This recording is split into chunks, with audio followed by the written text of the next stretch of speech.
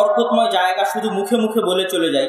পৃথিবীতে কিছু বরকতময় জায়গা আছে, মদিনা, মক্কা, বাইতুল মাকদিস, এগুলোকে আল্লাহ সুবহানাহু ওয়া তাআলা বরকতময় জায়গা বলেছে।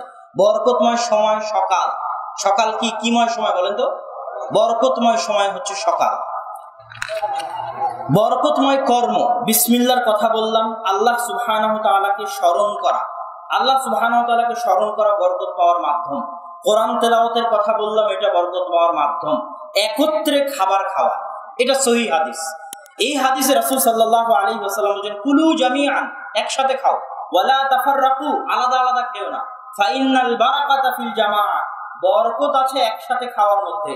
একসাথে কি খেলে কি হবে জানো? ফাতুআমুল ওয়াহিদ ইয়াকফিল ইসনাইন, একজনের খাবার দুইজন খেতে পারবে, তিনজনের খাবার চারজন খেতে পারবে। কার হাদিস? রাসূল সাল্লাল্লাহু আলাইহি ওয়াসাল্লাম। বরকত পাওয়ার আরেকটা মাধ্যম হচ্ছে জমজমের পানি। আল্লাহ রাসূল বলেছে, ইন্নাহা মুবারাকা, জমজমের পানি হচ্ছে বরকতময়। বরকত বৃদ্ধির আরো কিছু উপায়, মৌলিক উপায়। এক নাম্বার হচ্ছে তাওহীদ, বরকত বৃদ্ধির উপায়। আল্লাহ সুবহানাহু ওয়া তাআলা কোরআন মাজিদে বলছে, ওয়ালাউ আন্না আহলাল কুরা আমানু, যদি দুনিয়ার মানুষ ঈমান আনতো, ওয়াত্তাকাও, এবং তাকওয়াবান হতো, তাহলে আমি আল্লাহ ফাতাহনা আলাইহিম বারাকাতিস সামাই ওয়াল আরজ, আসমান জমিনের সকল বরকতের দরজা তাদের জন্য উন্মুক্ত করে দিতাম। তাহলে বরকতের দরজা উন্মুক্ত হওয়ার মাধ্যম হচ্ছে তাওহীদ। আরো অনেক আয়াত আছে, আমি একটা একটা করে বলে চলে যাচ্ছি। বরকত পাওয়ার, রিজিক বৃদ্ধি হওয়ার একটা মাধ্যম ক্ষমা প্রার্থনা করা। দলিল, আল্লাহ সুবহানাহু ওয়া তাআলা কোরআনে বলছে, নূহ আলাইহিস সালামের ঘটনা, ফাকুল তুস্তাগফিরু রাব্বাকুম ইন্নাহু কানা গাফফারা, তোমরা তোমাদের প্রতিপালকের ক্ষমা প্রার্থনা করো, তিনি ক্ষমাশীল।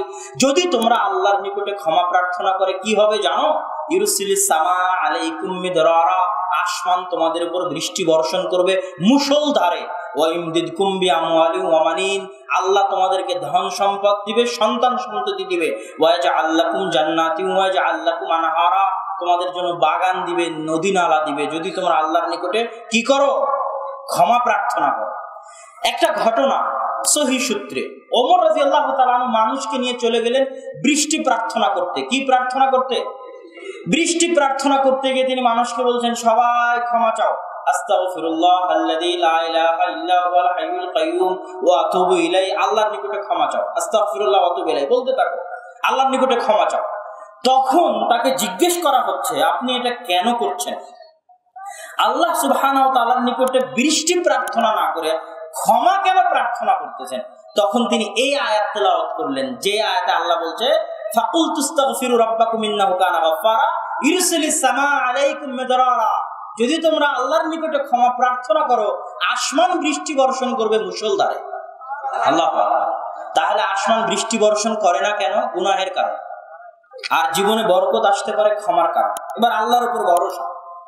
আল্লাহর উপর ভরসার বিষয়ে রাসূল সাল্লাল্লাহু আলাইহি ওয়াসাল্লামের একটা হাদিস ওমর রাদিয়াল্লাহু তাআলা আনহু বর্ণনা করেছেন, লাউ আন্নাকুম তাওয়াক্কালুনা আলাল্লাহি হাক্কা তাওয়াক্কুলি, যদি তোমরা আল্লাহর উপর সত্যিকার ভরসা করতে পারো, তাহলে একটা জিনিস জেনে রাখো, লারযিকতুম কামা তুরযাকুত তায়র, তোমাদেরকে ওইভাবে রিজিক দেওয়া হবে যেভাবে পাখিকে রিজিক দেওয়া হয়।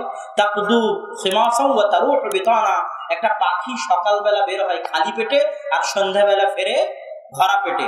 সে কি নিজের জন্য কিছু জমা করে রাখে? রাখে না। জমা করে না রাখার পরও আজকেও পৃথিবীর লাখো কোটি পাখি খালি পেটে বের হয়েছে, ভরা পেটে ফিরেছে। যদি তোমরা সত্যিকার আল্লাহর উপর ভরসা করতে পারো, আল্লাহ তোমাদেরকে এইভাবেই রিজিক দিবেন যেভাবে পাখিকে রিজিক দেন। আর এক আয়াতে আল্লাহ সুবহানাহু ওয়া তাআলা বলছে, যে আল্লাহর উপর ভরসা করবে এবং আল্লাহকে ভয় করবে, তাকে আল্লাহ রিজিক দিবে এমন ভাবে, মিন হাইসু লা ইয়াহতাসিব, এমন জায়গা থেকে তাকে রিজিক দিবে যে কল্পনাও করতে পারবে না যে এখান থেকে তার রিজিক আসতে পারে। আল্লাহু আকবার। এটা আল্লাহকে ভরসা করা এবং আল্লাহকে ভয় করা।